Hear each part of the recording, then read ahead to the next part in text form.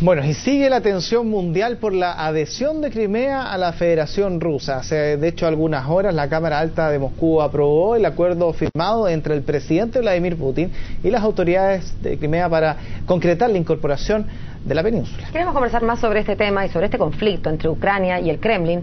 Para eso nos acompaña el académico del Instituto de Ciencia Política de la Universidad Católica, profesor Roberto Durán. ¿Qué tal, profesor? Buenos días. Buenos días. Rusia siempre ha querido recuperar Crimea. ¿Por qué es que ahora se encuentra con la fuerza como para llegar y hacerlo?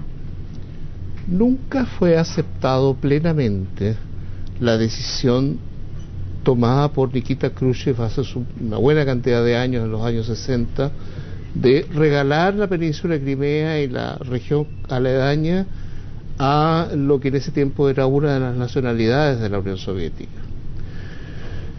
No se le contradijo porque por algo era el secretario general del Partido Comunista de la Unión Soviética y por algo también era el primer ministro al mismo tiempo, y además tenía mucha fuerza en ese momento y mucha convicción de hacerlo.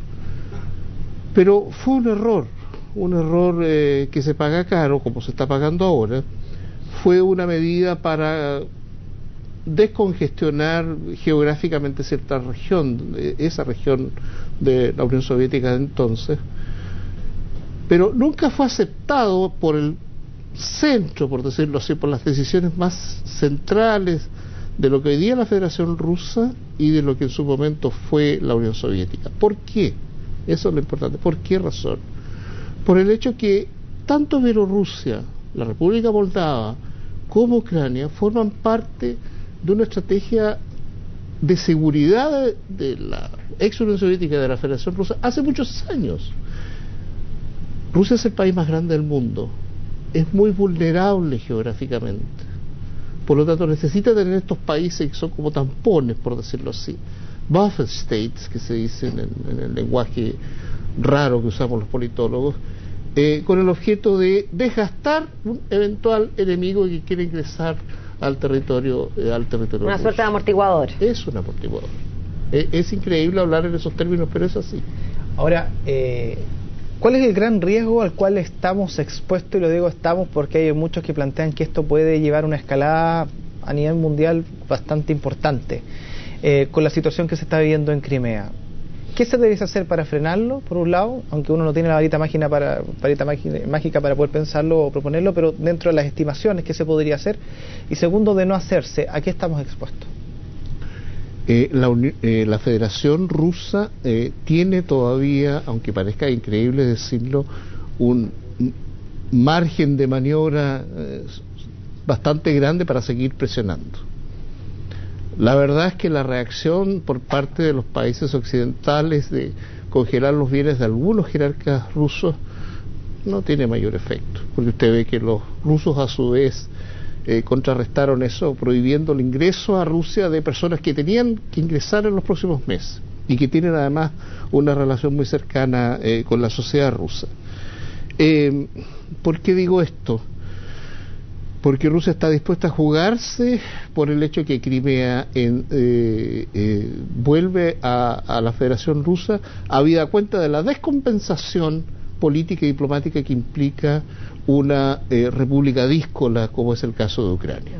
Eso es definitivo. Estados Unidos y Europa deberían simplemente decir, bueno, esto fue una mala decisión, fue tomada por Nikita Khrushchev, disfrutamos, digamos, de esta Ucrania más grande, pero en realidad nunca terminó de convencer a Rusia. Bajemos los brazos y dejemos esto pasar, o el temor también, me imagino, y el temor concomitante de que esto no vaya a ser el principio de otros estados periféricos que vayan entonces subiéndole el apetito también a los rusos. Exactamente. Lo que pasa es que aquí se está haciendo uso de la elección que se tuvo en Osetia, la situación del 2008 en la guerra en Georgia.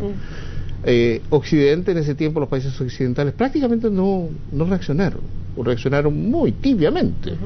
Además fueron más bien espectadores de todo eso, y Rusia hizo lo que se le dio la gana ahí, ¿no? Impuso sus criterios sobre Georgia, impuso sus criterios sobre la disputa territorial que hay en Osetia, etcétera, etcétera, etcétera, ¿no?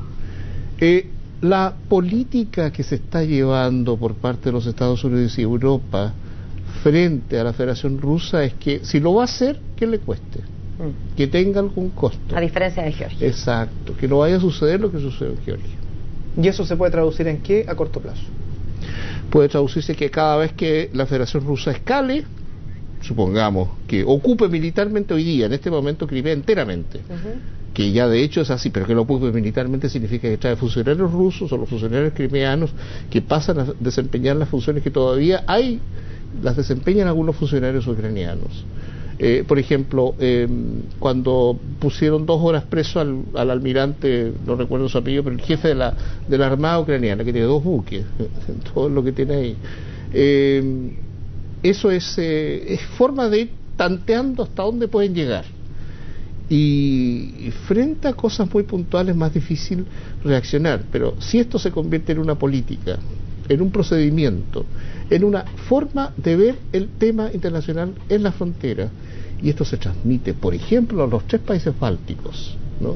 Esta especie de amenaza, que cuidado, pórtense bien, porque si no puede pasar esto. O bien se transmite a una presión más grande sobre Belarus, por ejemplo, que eso podría suceder también.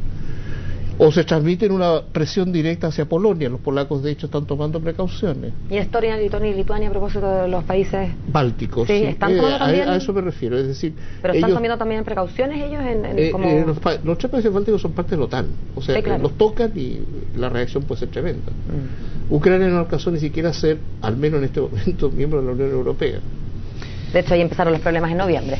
Bueno, muchas gracias, profesor, por aclarar algunas dudas respecto a esto, y vamos a estar atentos a ver cómo sigue. Ojalá que siga bien. Muchas gracias. Muy amables.